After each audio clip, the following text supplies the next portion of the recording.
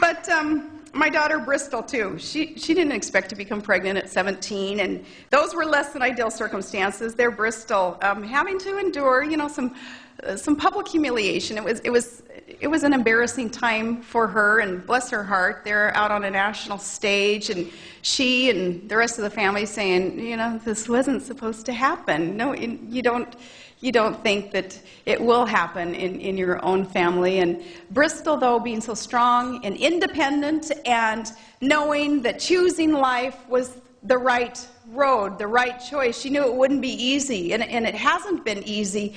And society, culture, sure hasn't made it easy on her.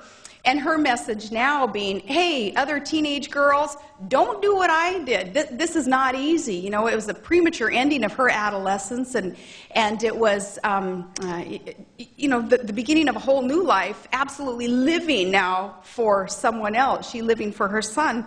But wow, our culture and the media has made it rough on her, and they're kind of sending a message, I think, to other girls that, hey, it'd probably be easier if you just abort your child and not have to go through what Bristol's going through. But Bristol, too, saying, no, these are less than ideal circumstances. Her message now is, don't do what I did. Abstinence is the only 100% foolproof way, of course, of preventing pregnancy. She, though, kind of getting clobbered for that message, and she's, you know, she's kind of new to all this, too, obviously, and she's like, why would I get clobbered out there in our society for using myself as a lesson, is what she's saying, and just, you know, warning other teenagers. I think the phrase she uses is pause before you play, which is, you know, that's good for them, too. But Bristol, knowing, too, that it was the right choice, and she now seeing, and the rest of us seeing, that there again, what seemed like life's greatest challenge, an impossible situation to get through right out of the chute when you hear the news. No, her baby having turned into such an awesome blessing.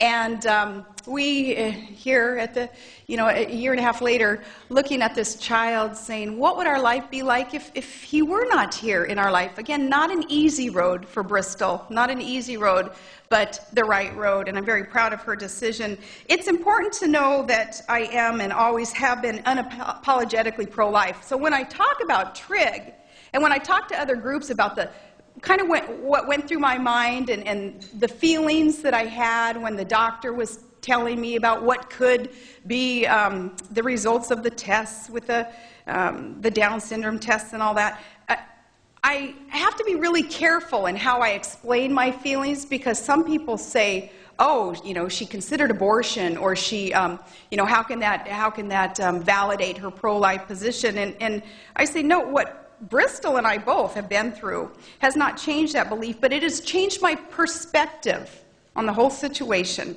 Our experiences gave me tremendous empathy for the woman who does find herself in less than ideal circumstances. I now understand why a woman would be tempted perhaps to think that, well, it might just be an easier way out to try to change the circumstances, to take the situation in my own hands and change this. I understand what goes through her mind, if even for just a brief moment, a split second even, because I've been there. But what my family has experienced in the last few years has really reaffirmed and strengthened my unwavering support for life at every stage. And choosing life may not be the easiest path, but it's always the right path. And I've had that confirmation. The timing or the circumstances may not be perfect, but God sees a way where we cannot, and He doesn't make mistakes. So Bristol and I both putting our faith in that belief, and we're learning together again that what seems like life's greatest challenges at the moment turn out to be life's greatest blessings.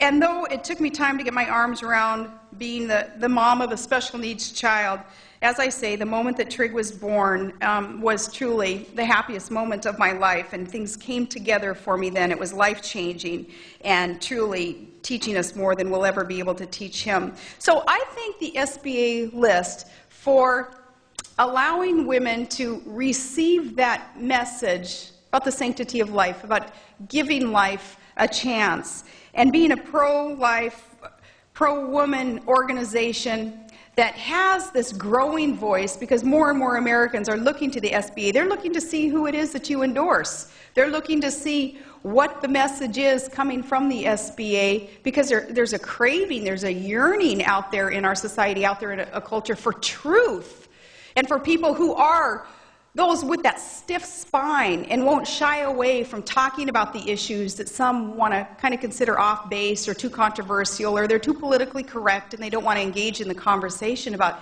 the sanctity of life. SBA is bold enough, courageous enough to empower other women to have that stiff spine and talk about these issues. And I thank the SBA list, too, for being a home to a new conservative feminist movement, is how I look at this. It's an emerging conservative feminist identity. Far too long, when people heard the word feminist, they thought of the faculty lounge at some East Coast women's college, right? And no offense to them, they have their opinions and their voice, and God bless them, they're just great. But that's not the only voice of women in America. I'd like to remind people of another feminist tradition, kind of a Western feminism. It's influenced by the pioneering spirit of our foremothers, who went in wagon trains across the wilderness, and they settled in homesteads. And these were tough, independent, pioneering mothers whose work was as valuable as any man's on the frontier. And it's no surprise that our Western states that gave women the vote, the right to vote, way before their East Coast sisters in a more genteel city perhaps got it right. These women, they had dirt under their fingernails, and they could shoot a gun and push a plow and raise a family all at the same time. These women, our frontier foremothers, they loved this country, and they made sacrifices to carve out a living and a family life out of the wilderness. They went where no woman had gone before. I kind of feel a connection to that tough, gun-toting pioneer feminism of women like Annie Oakley and them. Maybe it's that upbringing in Alaska. Maybe, too, it's because later on today I do a speech for the NRA and kind of getting in the groove. Yeah. I'm proud to call myself a Western conservative in the tradition of Ronald Reagan. Ronald Reagan, understanding those Western values, too, those small-town values, and as an Alaskan woman, I'm proud to consider myself a frontier feminist, like those early pioneering women of the West. Now, maybe my jumping on a national stage was a bit of a shock to some people who may not have considered what an independent pioneering spirit, that I was brought up with, what that could look like. Maybe there was a lot of shock out there jumping on that national stage, but I know that some left-wing feminists, they sure didn't know what to make of an Alaskan chick out there talking about the Second Amendment and talking about raising family and kids, the more the merrier, and all that. Well, some of them even refused to admit I was even a woman. Jeez, But that's one of the reasons why I'm so grateful for the support of this organization. Oh my goodness, the hard work, the graciousness, even the diplomacy, how you're able to engage in the issues, in the debate, with healthy debate, and so diplomatically, so professionally, with so much wisdom and intelligence, and again, with grace.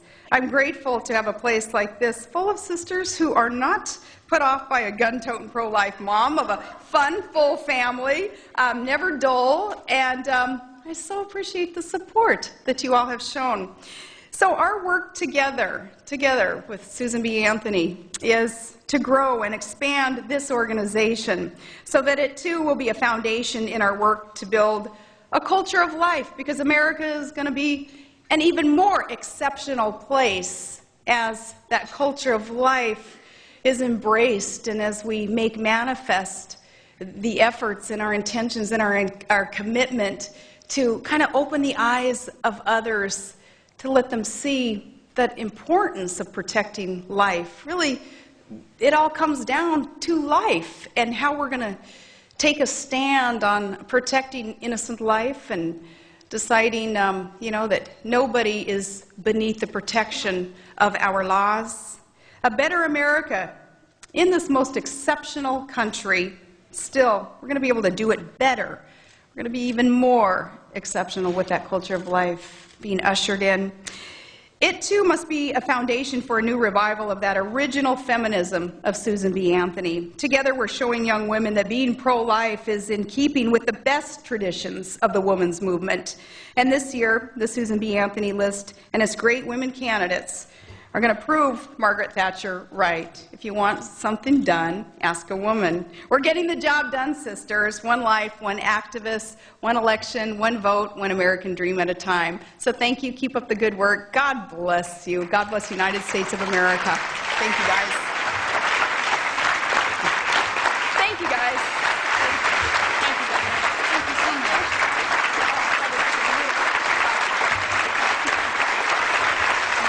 Have a good speech tonight. I hope you can take a break. You can tell we're interviewing Greta. That's our The interview with Greta is right now. Yeah, gotta go.